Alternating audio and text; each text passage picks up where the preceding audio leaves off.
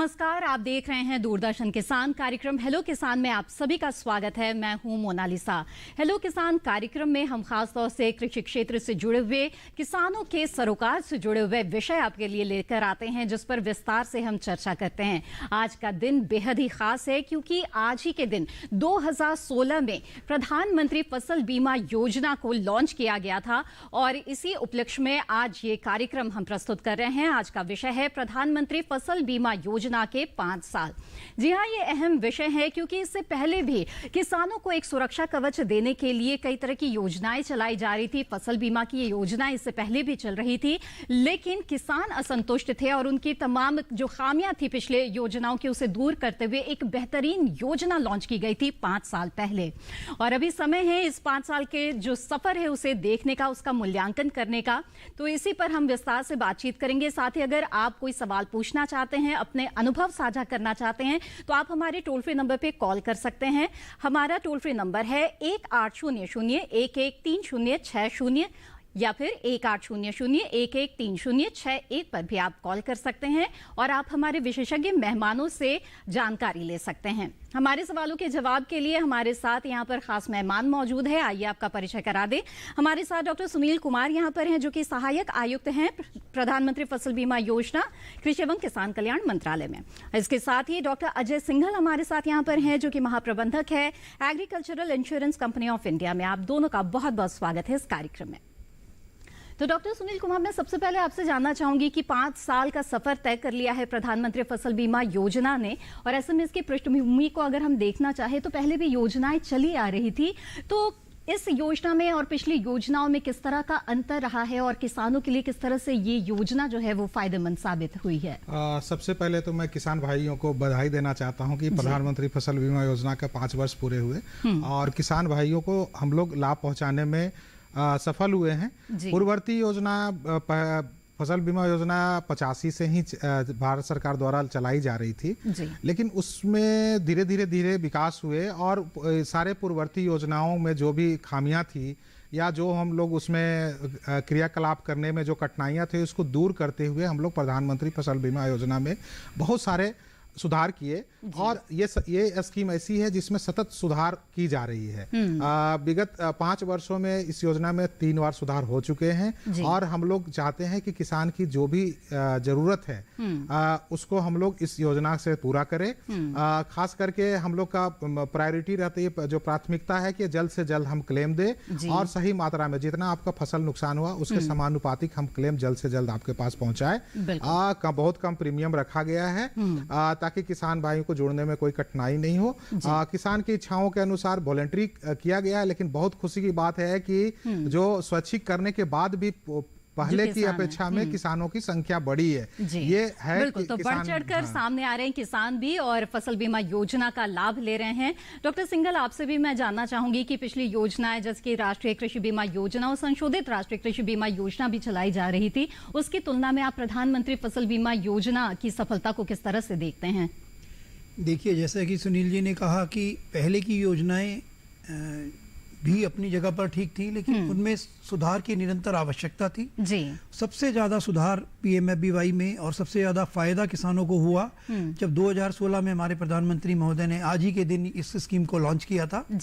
इसमें सबसे पहले अगर हम बात करें, किसान को जो इसकी लागत आती है, जो प्रीमियम आता है, वो बिल्कुल न्यूनतम प्रीमियम आता है। जैसा कि आपको पता है कि किसान को खरीफ में 2% और रबी में 1.5% प्रीमियम देना पड़ता है, जो कि वास्तविक प्रीमियम 14 से 15% होता है। तो इसका मतलब 90% तक, 80 से 90% तक जो है सरकार इसका वहन करती है सब्सिडी के रूप में। तो किसान को बहुत ही कम लागत में, और कुछ राज्यों में तो ये फ्री भी, मुफ्त भी होता है, तो उतनी कम लागत में किसान को एक सुरक्षा प्रदान की जा रही है। दूसरा, मैं बात करूं जोखिमों की, तो सबसे ज्यादा जोखिम इसी योजना के अंदर कवर है। इसमें पहली वाली योजनाओं में बुआई से लेकर कटाई तक के जोखिम रहते थे। इसमें बुआई से पहले जो कि सोइंग फेलियर अगर होता है वो भी कवर है। बुआई के बाद, कटाई के बाद के जो है पोस्ट हार्वेस्ट लॉसेज, जिसे चक्रवात वगैरह से फसल खराब हो जाती है, वो भी इसमें कवर है। इसमें ऑन अकाउंट जो एक अगर मूल्यांकन, अभी जो हानि का मूल्य है वो मूल्यांकन टाइम ले रहा है तो एडवांस पेमेंट करी जाती है, अग्रिम भुगतान किया जाता है। इसमें लोकलाइज्ड जो स्थानीय विपदाएं हैं वो कवर हैं। तो जोखिमों के हिसाब से भी बहुत व्यापक तो जोखिमों के हिसाब से और प्रीमियम की दर के हिसाब से भी अगर देखा जाए तो काफी फायदेमंद ये योजना है, क्योंकि बहुत ही न्यूनतम प्रीमियम जो है वो रखा गया है। तो डॉक्टर सुनील बताएं ऐसे में कि साल दर साल के जो आंकड़े हैं जब आप देखते हैं तो किस तरह से किसानों का जो रुझान है उसमें बढ़ा है। और आपने जैसे कि बताया कि 2020 खरीफ में तो इसे स्वैच्छिक कर दिया गया था, इसके बावजूद भी जो किसान है उन्होंने बढ़ चढ़कर इस योजना का लाभ लिया। आंकड़े क्या बताते हैं? देखिए, ये हम योजना जब स्टार्ट हुआ था, इसके पूर्ववर्ती योजना में जो स्वैच्छिक भागीदारी किसानों का था वो केवल 5% के आसपास हुआ करता था जी। उसके भी कुछ कारण रहे होंगे जो हम लोग ने विश्लेषण किया और आगे हम लोग ने सुधार किया कि हम किसानों के डोर स्टेप पर हम लोग जो कवरेज है, जो उनको बीमा कराने की व्यवस्था है, वो हम लोग काफ़ी ग्राम स्तर तक ले गए। इवन हम लोग मोबाइल ऐप के थ्रू हम इंडिविजुअल फार्मर्स भी अब इसमें जुड़ सकते हैं। ये सारे चीज़ों को देखते हुए ही खरीफ 20 से भारत सरकार ने किसानों की मांग को ध्यान में रखते हुए इसको स्वैच्छिक कर दिया गया। और सबसे खुशी की बात है कि हमारी संख्या बढ़ी है। इसके अलावा जो है हम लोग पहले के योजनाओं में जो होते थे उसमें क्रॉप कटिंग एक्सपेरिमेंट के आधार पर ही बीमा का भुगतान होता था, जिसमें बहुत सारी कठिनाइयां थी, डेटा आने में दिक्कत होते थे। उस चीजों को हम लोग ने सुधार किया और हम लोग टारगेट रखे। किस तरह से नई तकनीकों का भी इस्तेमाल हो रहा है और व्यवस्था में किस तरह से सुधार किया गया है, इसके बारे में भी आगे हम बातचीत करेंगे। साथ ही आप भी अपने सवाल जरूर पूछें हमारे साथ इस कार्यक्रम में जुड़ के। लेकिन फिलहाल एक नजर डाल लेते हैं एक रिपोर्ट पर।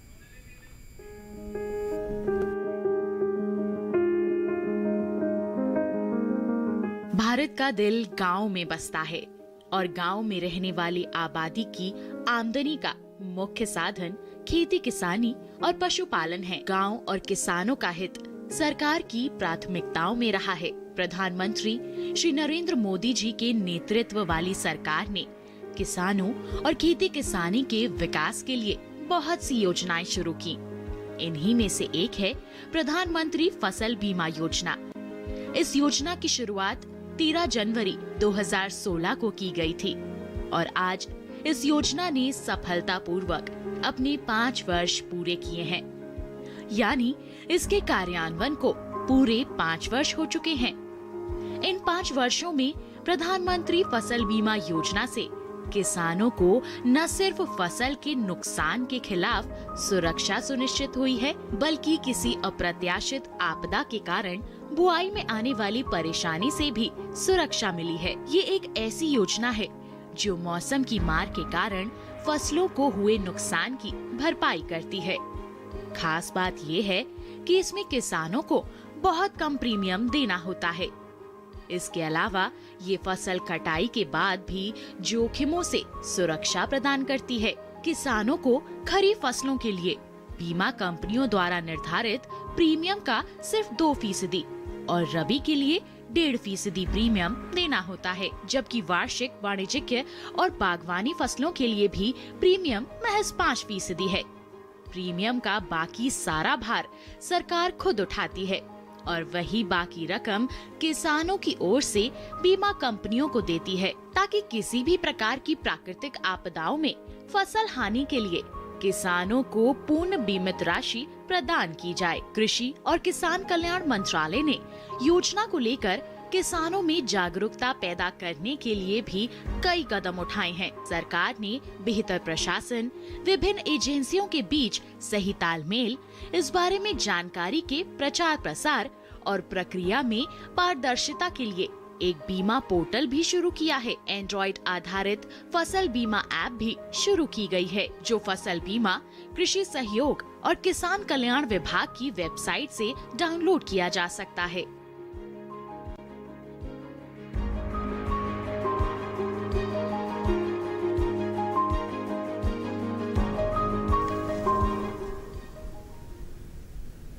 तो ये रिपोर्ट आपने देखी और बातचीत को हम आगे बढ़ाएंगे, लेकिन इससे पहले हमारे साथ एक कॉलर जुड़ गए हैं, उनका सवाल यहाँ पर ले लेते हैं।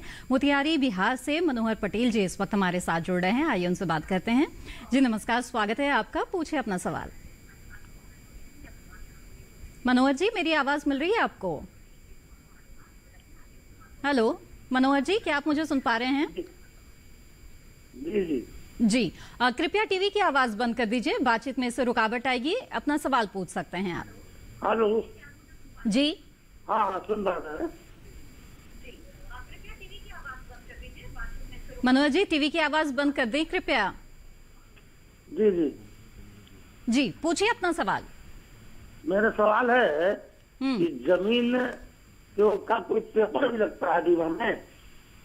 जमीन से जुड़े कुछ कागजात लगते हैं या नहीं बीमा कराने में, क्या ये सवाल है आपका? हाँ। अच्छा ठीक है। मेरा जमीन का रसीद अभी नहीं कटता है। अच्छा सुन लीजिए अगर आप उनका सवाल समझ। देखिए, फसल बीमा योजना में दो ही प्रमुख चीजें हैं। एक आपको जमीन जो जिस पर आप खेती कर रहे हैं उसका विवरण, और प्लस जो आप क्रॉप फसल जो उगा रहे हैं उसका विवरण, ये दो आवश्यक है। तीसरी आवश्यकता है कि चूंकि अब हम लोग जो है बीमा राशि जो है सीधे आपके खाते में, किसानों के खाते में पहुंचाते हैं, तो बैंक के खाते का विवरण जरूरी है। इसके अलावा आधार कंपलसरी किया गया है।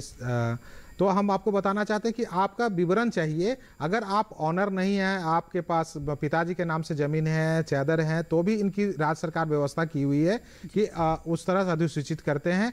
और अगर इसमें भी कठिनाई है, अगर आपको बीमा बैंक या कोई चीज़ जिसको आप ठीक से कन्विंस नहीं कर पा रहे हैं, तो आप नन लोनी के रूप में, बटाईदार के रूप में आप योजना में शामिल हो सकते हैं। जी बिल्कुल। अजय जी, आप भी कोई जानकारी इसमें जोड़ना चाहेंगे कि जब कोई किसान बीमा लेना चाहता है, अगर ऋणी है तो उसके लिए किस तरह के कायदे हैं, और अगर अऋणी है तो फिर उन्हें किस तरह के कागजात हैं वो जमा करने होते हैं, क्या प्रक्रिया होती है? देखिए, जैसे सुनील जी ने बताया था अभी खरीफ 20 से ये योजना जो है स्वैच्छिक कर दी गई है जी। तो पहले ऋणी और गैर ऋणी का एक अलग मतलब प्रोसीजर होता था इंश्योरेंस का। अभी दोनों को स्वैच्छिक कर दी गई है, तो कंपलसरी पार्ट तो हट गया है कि मैंडेटरी जो इंश्योरेंस होती थी। लेकिन जहाँ तक कागजात की बात है, क्योंकि बैंक के माध्यम से जो बीमा होगा अभी भी जो होगा ऋणी किसानों का, बैंक के पास सारा केपीए वगैरह सब उनका जो भी वो विवरण है ऑलरेडी होता है, तो उसमें कागजातों की बहुत ज़्यादा ज़रूरत नहीं होती अभी भी। लेकिन जो गैर ऋणी किसान आते हैं, सुनील जी ने जैसे बताया, क्योंकि डीबीटी डायरेक्ट बैंक में क्लेम देना होता है तो बैंक का विवरण चाहिए होता है। जमीन और फसल का स्वामित्व, जमीन का स्वामित्व जरूरी नहीं है, लेकिन फसल और जमीन, जिसे हम इंश्योरेंस में इंश्योरेबल इंटरेस्ट जो उसका कहते हैं, वो होना चाहिए, और बैंक का विवरण चाहिए, आधार, ताकि ये जो डुप्लीकेट या जो कोई डबल बीमा की जो प्रॉब्लम आती है उसको अवॉइड करने के लिए। तो ये चार चीजें मुख्य रूप से देख के गैर ऋणी किसान का बीमा हो जाता है। इसके अलावा कोई कागज नहीं चाहिए। जी बिल्कुल। आगे बढ़ेंगे, एक और कॉलर हमारे साथ जुड़ गए हैं, श्रीमान सिंह राठौड़ जी राजस्थान से, आइए उनसे बात करते हैं। जी नमस्कार, स्वागत है आपका, पूछे अपना सवाल। हेलो, मेरी आवाज मिल रही है आपको? श्रीमान सिंह जी, मेरी आवाज मिल रही है क्या आपको? हेलो। हाँ, मेरा सवाल ये है मैम जी कि जो ये योजना तो ठीक है, लेकिन इसकी मॉनिटरिंग बिल्कुल नहीं होती। और जब भी हम फसल बीमा करवाते हैं तो अब फसल बीमा तो उसका क्लेम तो होता है, 33% से पहले क्लेम नहीं मिलता, और उसके बाद में उसको 1-1% तक क्लेम दिया जाता है। तो किसान के जब 20% का प्रीमियम जब गवर्नमेंट दे रही है, तो वो प्रीमियम सरकार सीधे किसान के खाते में क्यों नहीं देती, या किसानों से मिलके बात करे? ये तो ठीक है। सुनील कुमार जी, आप कैसे इस स्थिति को स्पष्ट करना चाहेंगे? देखिए, ये योजना जो शुरू की गई है, बहुत सारी योजनाएं जो है हम लोग कैलेमिटी के कारण जो किसान को क्षति होते हैं फसल में, उसमें है। इसमें एक SDRF और NDRF भी एक स्कीम है, आप जिसको राज्य आपदा कोष और नेशनल आपदा कोष के माध्यम से भी करते हैं। उसकी जो है वो आई एस्टिमेट पर होता है। लेकिन प्रधानमंत्री फसल बीमा योजना में ये व्यवस्था किया गया है कि आपको पूरे मूल्य का जितना आपका हानि हो उसको हम भरपाई करें, जिसको सम इंश्योर्ड कहते हैं क्रॉप्स के लिए। और इसकी जो प्रीमियम दर है वो किसानों के लिए बहुत कम रखी गई है, बाकी सरकार वहन करती है। उसके पीछे ये है कि किसान से कम वहन हो।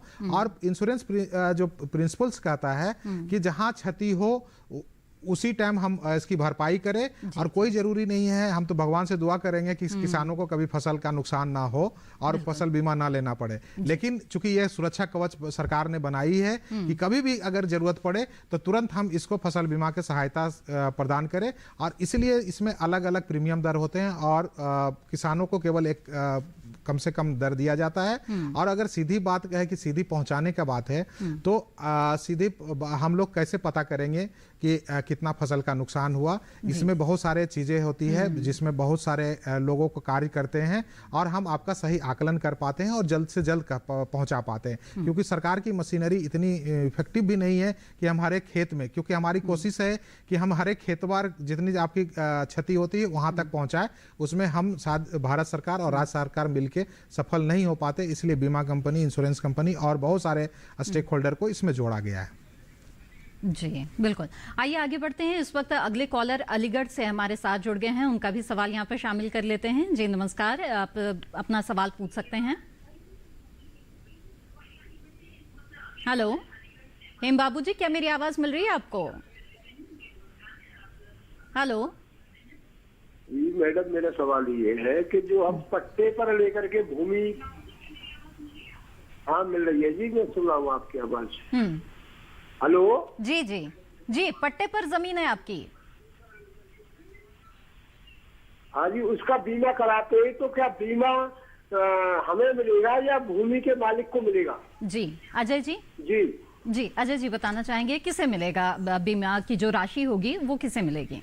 जैसा कि हमने पहले बताया कि इसमें स्वामित्व की बहुत ज़रूरत है। ये ज़रूरी नहीं है कि आप जो बीमा ले रहे हैं वो ज़मीन के मालिक हों। अगर वो पट्टे पे ज़मीन लेते हैं और पट्टे का कोई भी किसी तरीके का कच्चा पक्का और वो जो कागज़ है या जो भी उनका वो स्टेट गवर्नमेंट, कुछ जगह पर स्टेट गवर्नमेंट कुछ कागज़ भी इसके लिए देती हैं। ठीक है, तो आपका स्वामित्व इस तरह से है, फसल आपकी है। अगर उसको नुकसान होता है, उसका नुकसान आपको भुगतना है, तो बीमा भी आपका ही होगा और क्लेम भी आपको ही मिलेगा। पर उसके लिए जो जैसे मैंने बताया कि उसका स्वामित्व आपको बताना पड़ेगा। जी बिल्कुल, तो हेम बाबू जी आपके सवाल का उम्मीद है आपको जवाब मिल गया होगा। और इसी तरह से प्रधानमंत्री फसल बीमा योजना के 5 सालों पर हमारी चर्चा जारी रहेगी। आप भी जरूर जुड़िए अब हमारे इस कार्यक्रम में अपने सवालों के साथ। लेकिन फिलहाल यहाँ पर वक्त हो गया है एक छोटे से ब्रेक का। हम जल्द हाजिर होंगे, आप बने रहें दूरदर्शन किसान पर।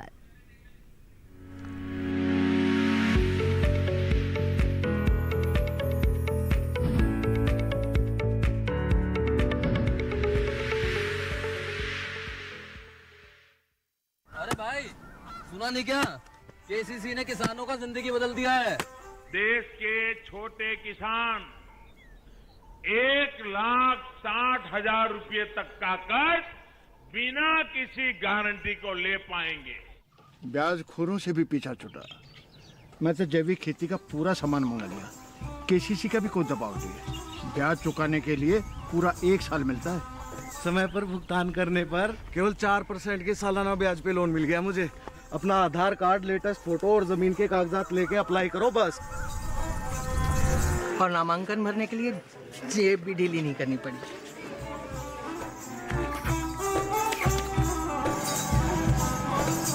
चाचा, उधार चुकाने के 24 घंटे के बाद उतने ही पैसे वापस निकाल सकते हैं। केसीसी ने किसानों की जिंदगी वाकई बदल दी है। तो आप भी किसान क्रेडिट कार्ड अपनाएं और सहजता से ऋण पाएं।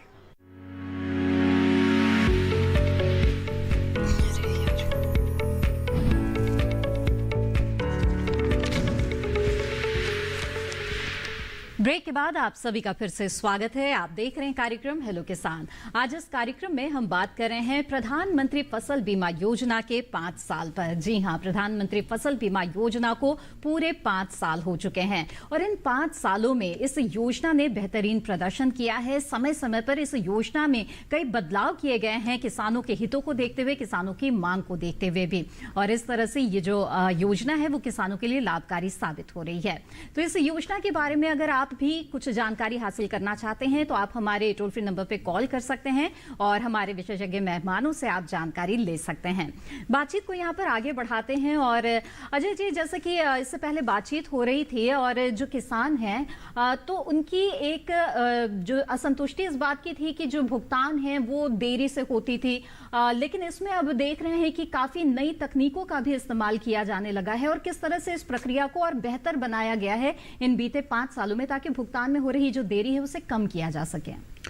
देखिए, बिल्कुल ठीक बात है। किसी भी योजना का, जो बीमा योजना का खास तौर से जो एक टेस्ट है, अगर वो अच्छी चल रही है या नहीं चल रही है, कि कितनी शीघ्र क्लेम मिलता है, दावा मिलता है, कितना सही दावा मिलता है और उस पूरी प्रक्रिया में कितनी पारदर्शिता है जी। तो मैं इन 3 आधारों के बारे में ये बताना चाहूंगा कि पिछले 5 साल में जैसे पोर्टल की संरचना ये की गई, जो मिनिस्ट्री ऑफ एग्रीकल्चर द्वारा एक पोर्टल चलाया जा रहा है, उस पोर्टल में क्योंकि ये बहुत सारे धारकों की बहुत मल्टी स्टेक होल्डर स्कीम है, इसमें किसान हैं, बैंक हैं, बीमा कंपनी है, सेंट्रल गवर्नमेंट है, स्टेट गवर्नमेंट है, सारे के सारे स्टेक होल्डर इसी पोर्टल के ऊपर अपना काम कर रहे हैं। ये बहुत अब अच्छी तरह से सुचारू रूप से चलने लगा है। शुरू की प्रॉब्लम्स जब पहले 1-2 साल में आई थी, वो बहुत स्थिर हो गया है। प्रीमियम और जो कवरेज वाला पार्ट है बिल्कुल ठीक है। अब क्लेम वाला जो इसका दावों की जो गणना है और जो भुगतान है वो भी बहुत शीघ्र अगले सीजन से ये पोर्टल के द्वारा ही होगा।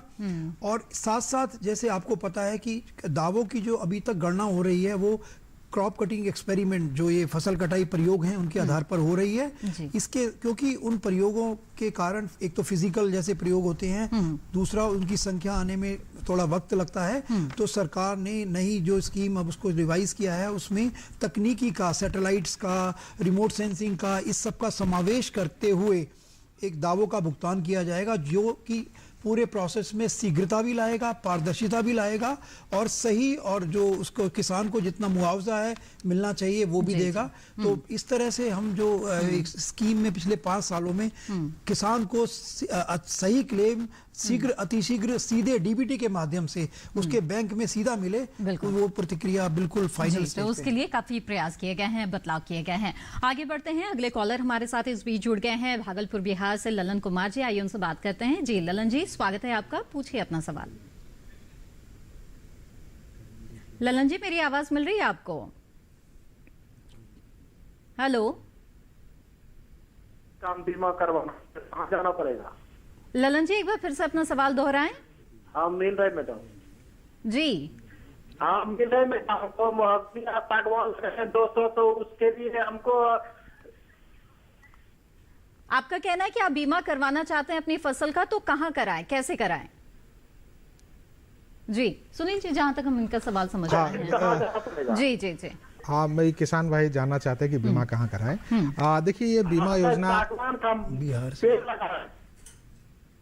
जी। हाँ, देखिए, ये बीमा योजना जो है राज्य सरकार को में बहुत सारे दायित्व दिया गया है और उसके अनुसार ही उनको इम्प्लीमेंट करने का एक दिया प्रावधान किया गया है।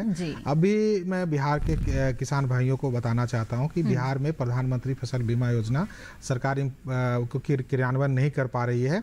ये खरीफ 18 बाद का है। पहले 2 साल हम लोग से साथ बिहार सरकार जुड़े रहे थे।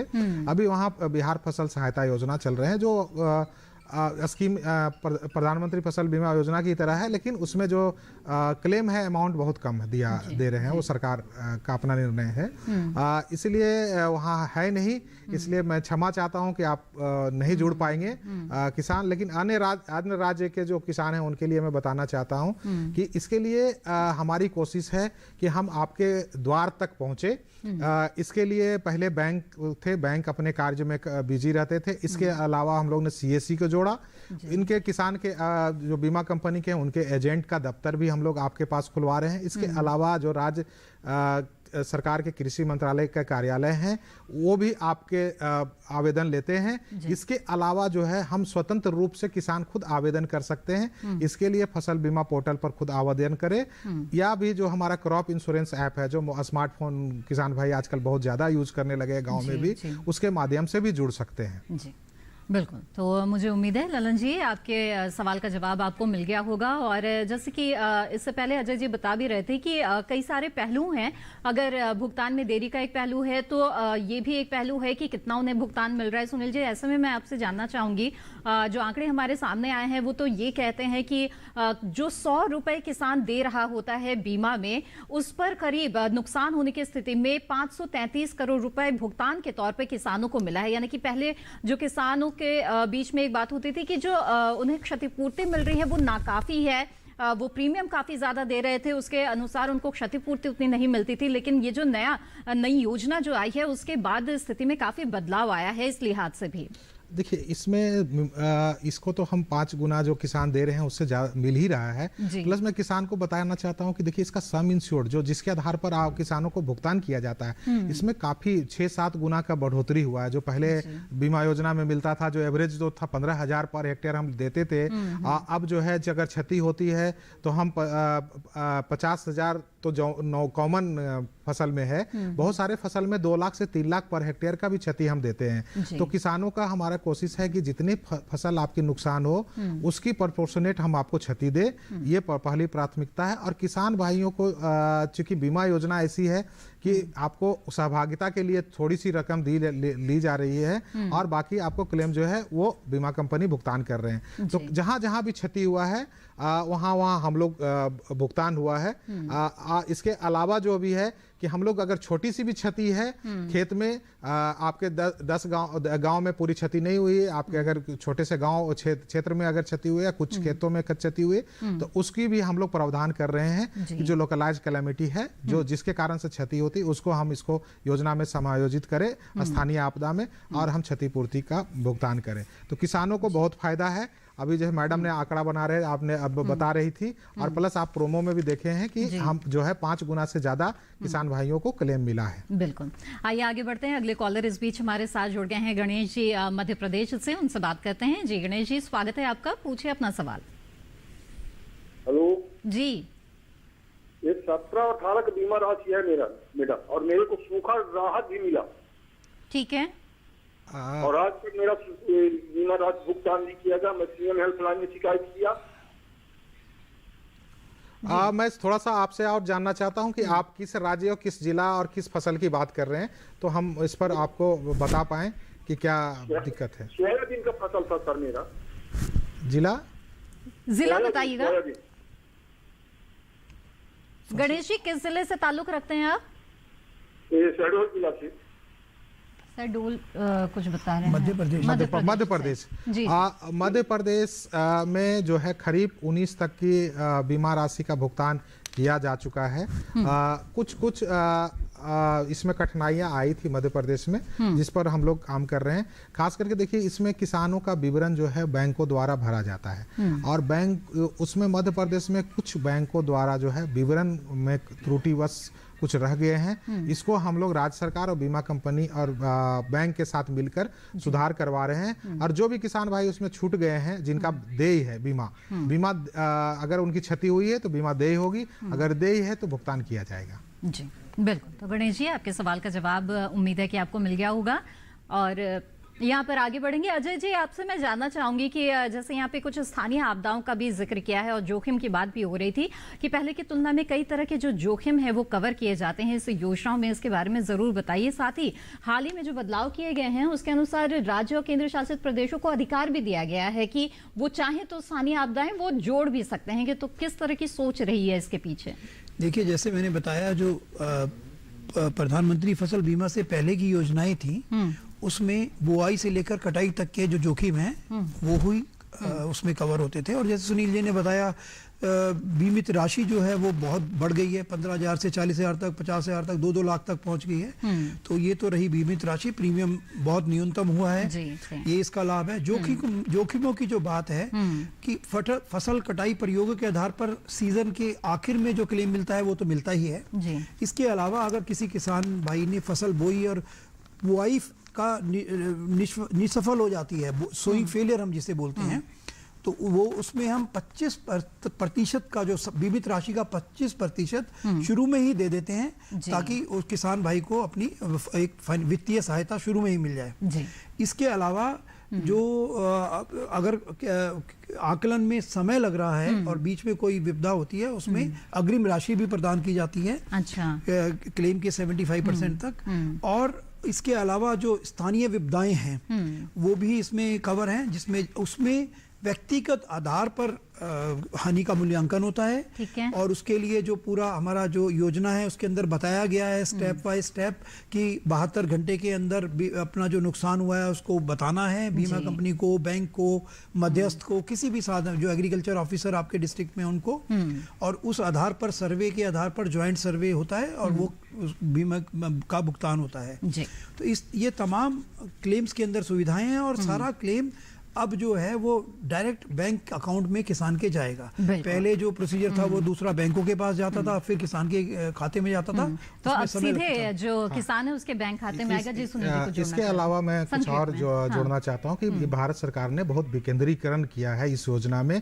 अगर जैसे किसी क्षेत्र में पंजाब के भाई के जो किसान है वहाँ ओलावृष्टि होता है, पूरा अगर नहीं पूरा जो एक बकेट बनाया हुआ है पैकेज का, उसके अलावा अगर वहाँ के राज्य अगर सोचते हैं कि नहीं हम कोई एक सुविधा देना चाहते हैं या एक ही पेरिल के कारण वहां ज्यादा क्षति होता है तो उसके आधार पर भी वो प्रधानमंत्री फसल बीमा योजना में जुड़ सकते हैं। जी बिल्कुल। तो तमाम जो अलग अलग राज्य है वहाँ की परिस्थितियां अलग अलग होती है, एक जैसी नहीं होती है, इसलिए ये स्वतंत्रता दी गई है राज्यों को। एक लचीलापन यहाँ पर लिया गया है कि जो राज्य है वो चाहे तो वहाँ की परिस्थितियों को देखते हुए किसी तरह का जो खास जोखिम किसानों के सामने आता है तो उसे भी जो है बीमा के अंतर्गत ला सकते हैं। और इस तरह से ये जो प्रधानमंत्री फसल बीमा योजना है इसे दिनों दिन बेहतर बनाया जा रहा है और इस पर इसी तरह से हमारी चर्चा जारी रहेगी। लेकिन फिलहाल वक्त हो गया है एक और छोटे से ब्रेक का। हम जल्द हाजिर होंगे, आप बने रहें दूरदर्शन किसान पर।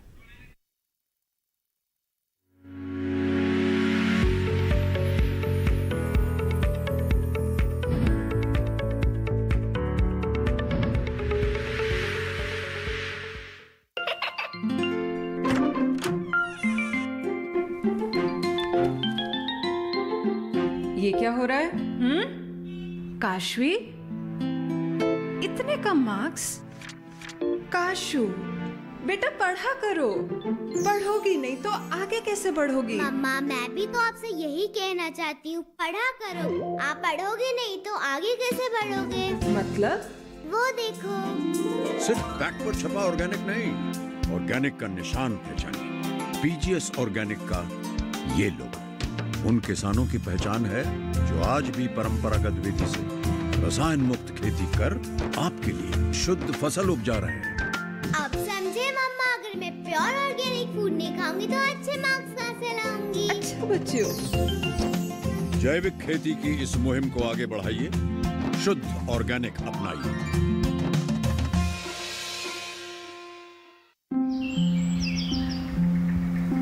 अरे अरे अरे क्या कर रहा है? इधर इधर इधर, हम बोल रहे हैं तेरे बीजू का। पुतला बोल रहा है? हाँ, पक्षियों से तो हम खेत को बचा लेते हैं, पर इन घातक रसायनों से कैसे बचाएं? मतलब? देख बेटा, तू जो ये अंधाधुंध रसायन मिलाता है ना, मिट्टी की सेहत बिगड़ने लगी है और जब माटी ही कमजोर पड़ जाएगी तो उपज कैसे सेहतमंद होगी? अरे पहले ऐसा नहीं था, पूछना अपने बड़े बुजुर्गों से, कैसे फसल लहलहाती थी, शुद्धता झलकती थी। हाँ, माटी भी तंदुरुस्त और लोग भी। पहली वाली बात कहाँ? पर अब तो सभी डाले हैं। सब नहीं, आज भी लाखों जागरूक किसान परंपरागत विधि से फसल उगा रहे हैं। खर्चा कम और उपज की कीमत भी बेहतर पा रहे हैं। ठीक है भाई, मैं भी आज से जैविक खेती शुरू करूंगा। माटी से प्रेम की परंपरा है परंपरागत खेती।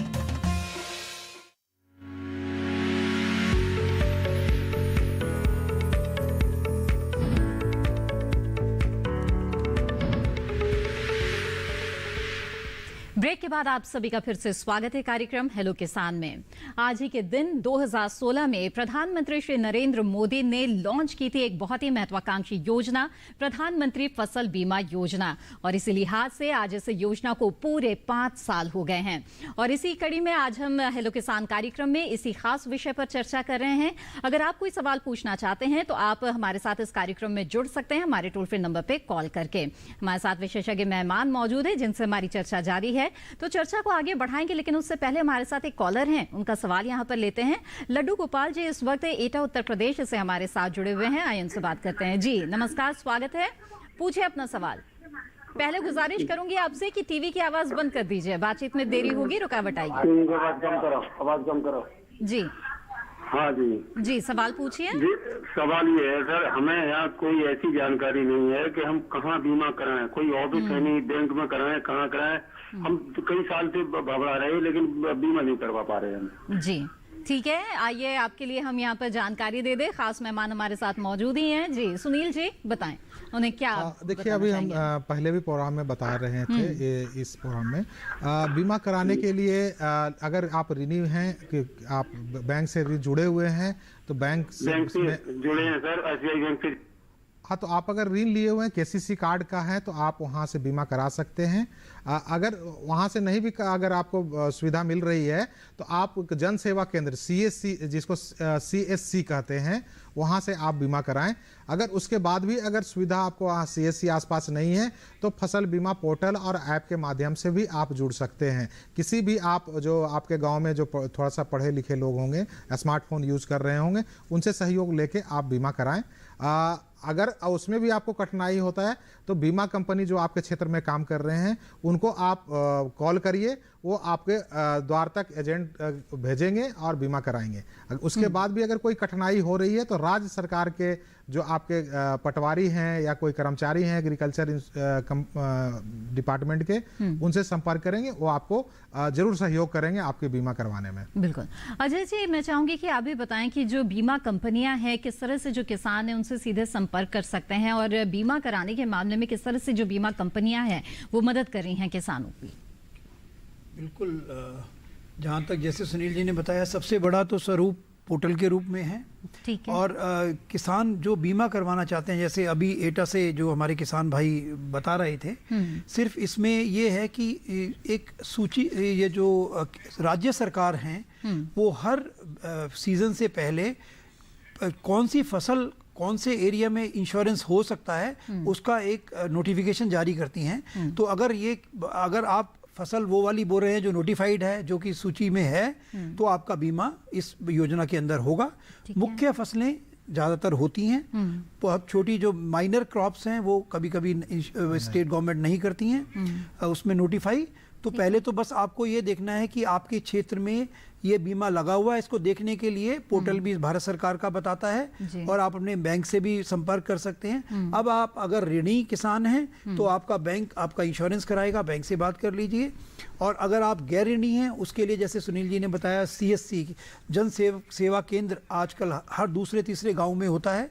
1 लाख से ज़्यादा जन सेवा केंद्र हमारे देश में हैं, तो किसी भी जनसेवा केंद्र से बीमा हो सकता है। इसके अलावा बीमा कंपनियां अपने जो माध्यम हैं, एक जो हमारे यहाँ जो बीमा को जो संचालित करता है IRDA, उनके द्वारा मध्यस्थ और ब्रोकर्स सबको, एजेंटों को, इनको भी लाइसेंस दिया गया है IRDA द्वारा। वो सब भी बीमा कंपनियों ने लगाए हुए हैं। उसके अलावा बीमा कंपनियों के अपने पोर्टल हैं, उस पर भी डायरेक्ट बीमा लिया जा सकता है। ठीक है अजय जी, यहाँ पर हमारे साथ एक कॉलर जुड़ गए हैं, उनका सवाल पहले हम ले ले, फिर बातचीत को आगे बढ़ाएंगे। विजय सिंह जी इस वक्त सिरसा हरियाणा से हमारे साथ जुड़े हुए हैं। जी विजय जी स्वागत है आपका, पूछिए अपना सवाल।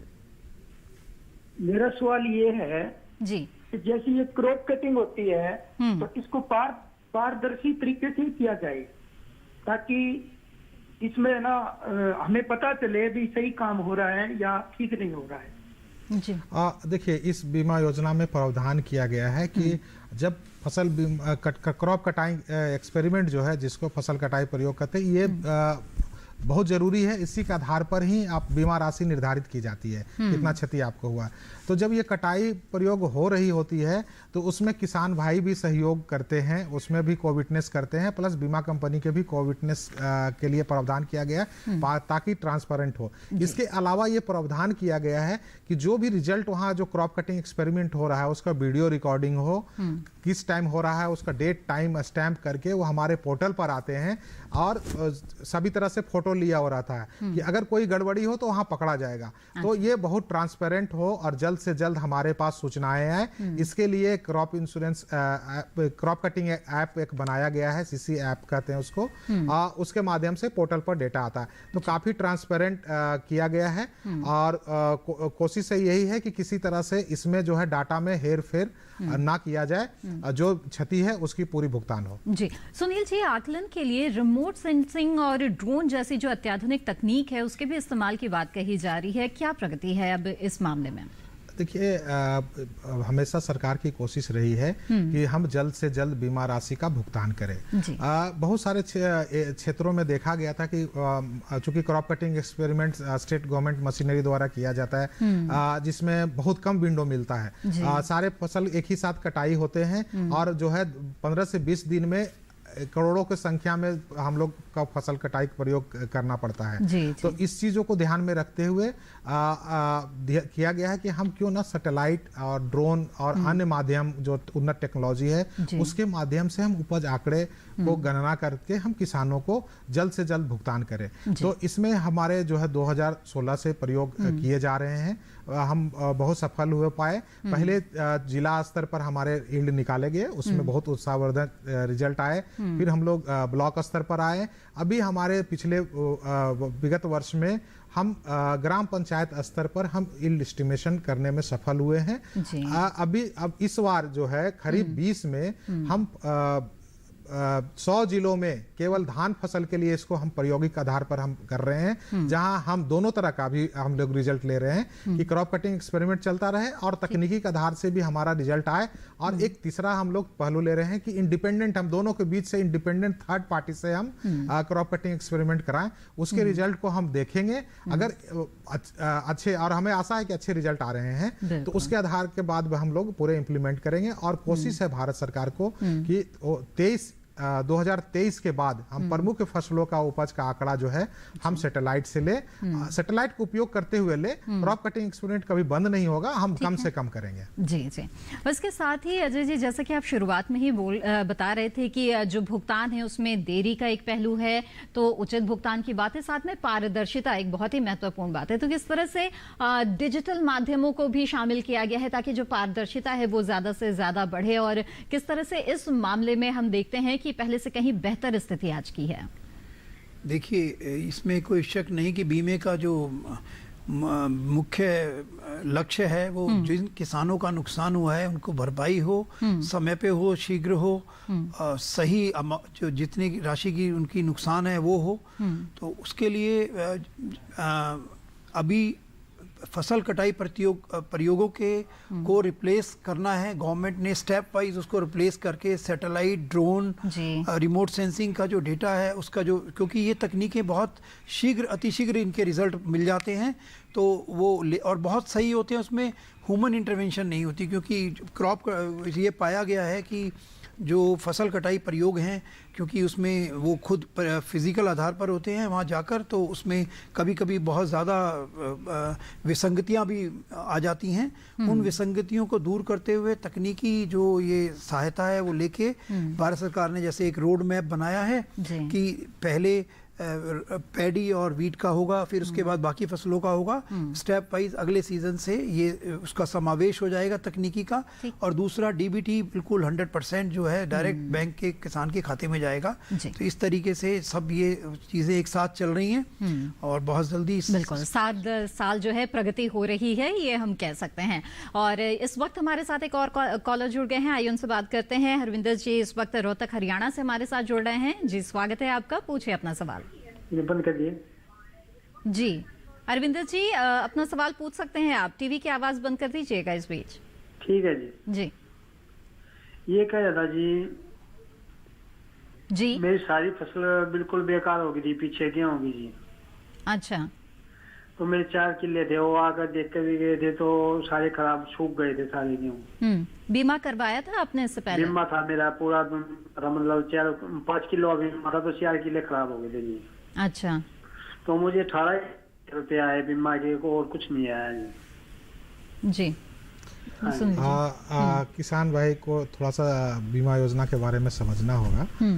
देखिए, अभी हमारी इकाई जो है ग्राम और ग्राम पंचायत स्तर पर हम उसको इम्प्लीमेंट कर रहे हैं, जिसमें हम लोग बीमा को अगर क्षति होती है तो पूरे गांव को हम एक इकाई मान के हम उनका आकलन करते हैं।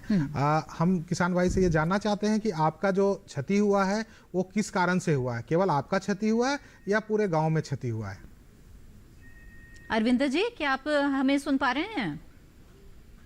हेलो, संपर्क शायद कट गया है। मैं इसके विस्तार से थोड़ा सा बता देना चाहता हूँ कि इसमें स्थानीय कुछ ऐसे आपदाएं हैं जो कुछ खेतों और कुछ क्षेत्रों को प्रभावित करते हैं। उसको चिन्हित करके अभी 5 आपदाएं उसमें डाले गए हैं, जैसे ओलावृष्टि हुआ, जल भराव हुआ, भूस्खलन हुए, प्लस बादल फटना और प्राकृतिक आग। ये 5 कारण है जिसको और आगे विचार करके डाला जा रहा है।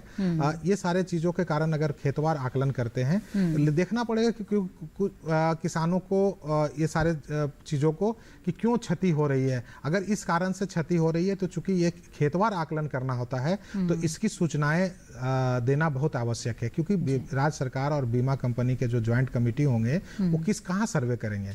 गाँव में जब तक आप सूचना नहीं देंगे कि मेरी क्षति हुई है, जब तक वो आपके क्षेत्र को चिन्हित नहीं कर पाएंगे, आपको चिन्हित नहीं कर पाएंगे और उसकी आकलन नहीं कर पाते हैं। तो इसीलिए आपको अगर इस तरह से आपदाओं के कारण अगर फसल नुकसान हुआ है तो अति आवश्यक है कि आप उसको बीमा कंपनी को बताएं या राज्य सरकार को बताएं, वहां आप करें। अगर आप नहीं भी अगर आप वहां जाना चाहते हैं तो इसके लिए ऐप बना हुआ है। फसल बीमा ऐप के माध्यम से आप सूचना दे दे कि हमारा खेत नंबर ये बीमा कराए थे और ये इस कारण से क्षति हो गया, बस आपके पास रिकॉर्ड हो गया।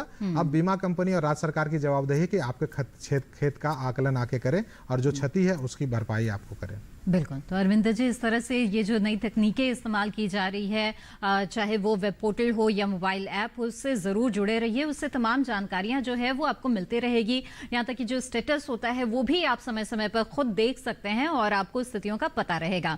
तो बीमा योजना बहुत अच्छी है, लेकिन इसका लाभ आप तभी उठा सकते हैं जब उससे लेकर तमाम जो जानकारी है वो आपके पास हो।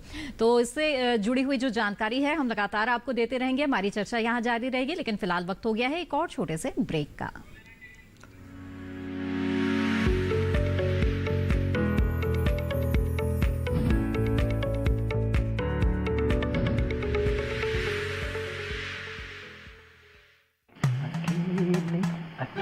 अरे वाह भैया, अकेले अकेले।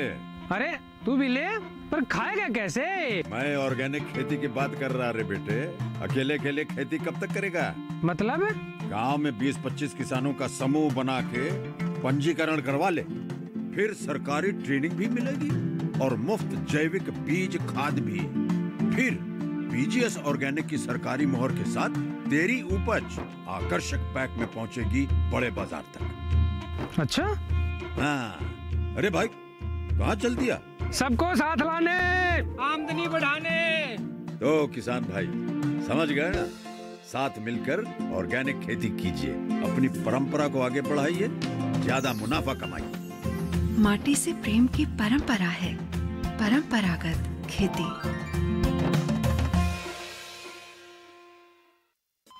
अरे सुन तो। मुझे क्या सुनाना चाहते हो? जो सुनाओ मेरी सौतन को। किसको? अरे वही तुम्हारा मोबाइल फोन जिससे सुबह शाम दिन रात चिपके रहते थे और कहते थे किसान कॉल सेंटर से बातें हो रही हैं। अच्छा, ये बात है। हाँ, क्यों? क्या हुआ? अब बात नहीं होती क्या? अब तो झट से बात हो जाती है। ऐसा क्या? हाँ, अब तो ज्यादा लाइनें और खास तकनीक के कारण खेती के माहिरों से तुरंत बात हो जाती है। और अगर कभी लाइन व्यस्त हो तो अपनी समस्या फोन पर रिकॉर्ड करा दो, वहाँ से फोन आ जाता है और समस्या की हल का मैसेज भी आ जाता है। ये देखो, आ गया। अरे वाह, इसका मतलब इंतजार की घड़ी अब खत्म। हाँ। तभी मैं सोचूं कि आजकल मुझ पर इतना प्यार क्यों आ रहा है। कृषि संबंधी समस्याओं का अपनी भाषा में तुरंत हल पाने के लिए पूरे भारत में किसी भी फोन से हेल्पलाइन नंबर पर संपर्क करें। किसानों का दोस्त किसान कॉल सेंटर।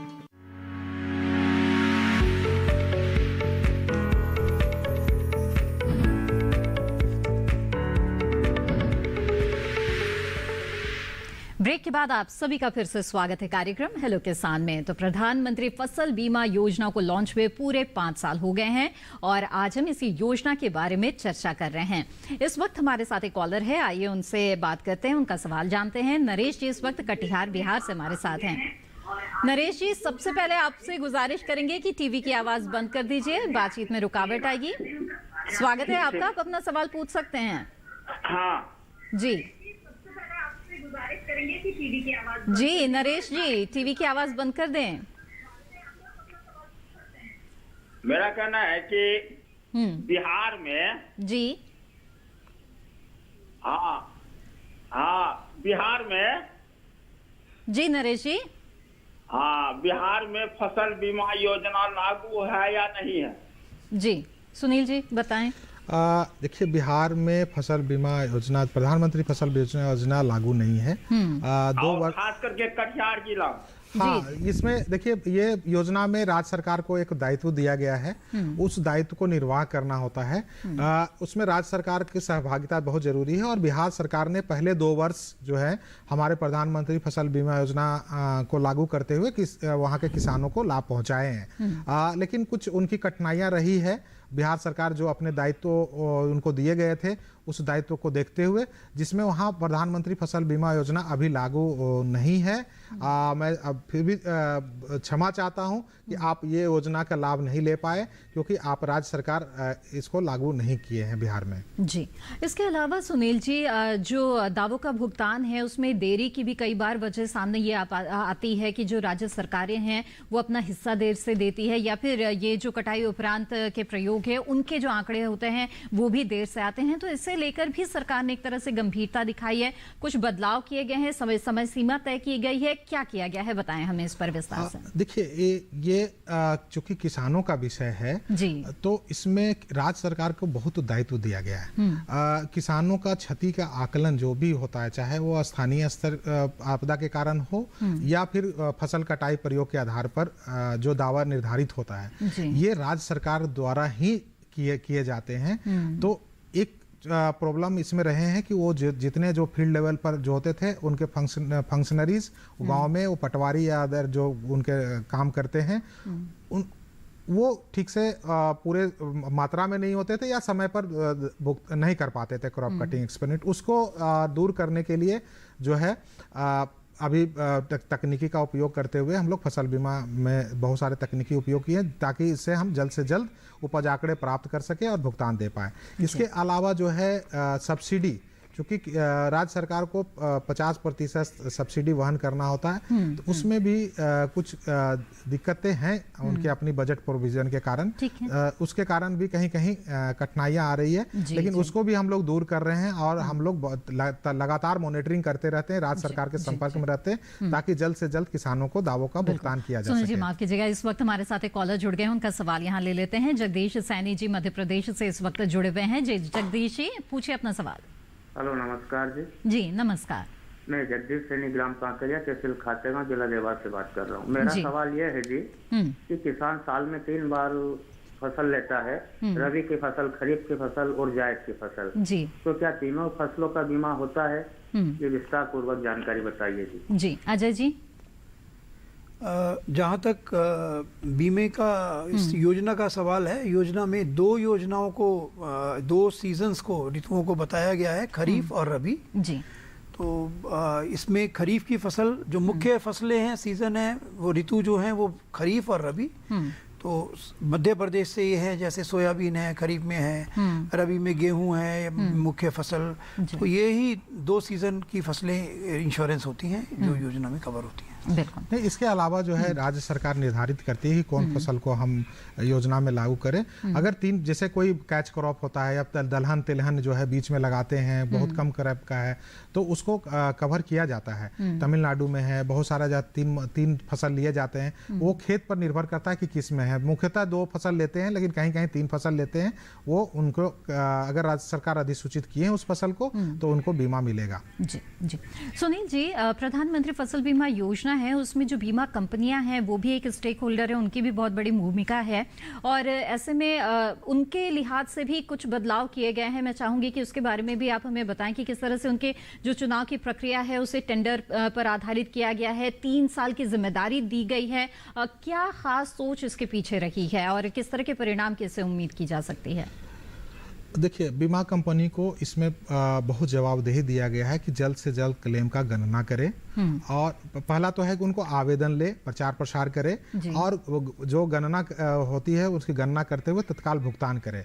और हमारी कोशिश रही है, सरकार की कोशिश रही है कि आपको टेक्नोलॉजी के माध्यम से, सरकार के माध्यम से और बीमा कंपनी के माध्यम से हर एक द्वार तक पहुंचे, किसान के द्वार तक पहुंचे, जिसमें आपको प्रचार प्रसार है कि आप पूरा बीमा योजना के बारे में जाने, आपको अगर लगे कि बीमा योजना आपके लिए लाभकारी है, आप इससे जुड़े। तो ये सारी प्रक्रिया को देखते हुए बीमा कंपनी को बहुत इस बार योजना में जवाबदेही दिया गया है।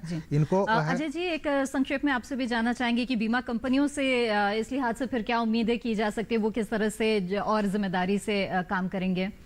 देखिए, इस योजना में मल्टी स्टेक होल्डर जैसे सरकारें हैं, राज्य हैं, ये है, बीमा कंपनी ही इसका क्रियान्वयन जो कर रही है, इसकी योजना का बीमा कंपनियों द्वारा हो रहा है। तो ये बहुत अहम है कि बीमा कंपनियां समय पर सही भुगतान करें किसानों को। लेकिन मैं ये कहना चाहूँगा कि एक संदेश की 10% प्रीमियम किसानों का है, तो इसमें 90% जो सब्सिडी है, जो अंशदान राज्य सरकार से और केंद्रीय सरकार से आता है, उसका आना बहुत जरूरी है, उसके बगैर भुगतान नहीं हो पाता। बिल्कुल, जाहिर तौर पर जो राज्य है उनको अपनी जो भूमिका है वो बढ़ चढ़कर निभानी होगी, तभी जो अन्नदाता किसान है उन्हें लाभ मिल पाएगा इस बेहद ही अच्छी योजना का।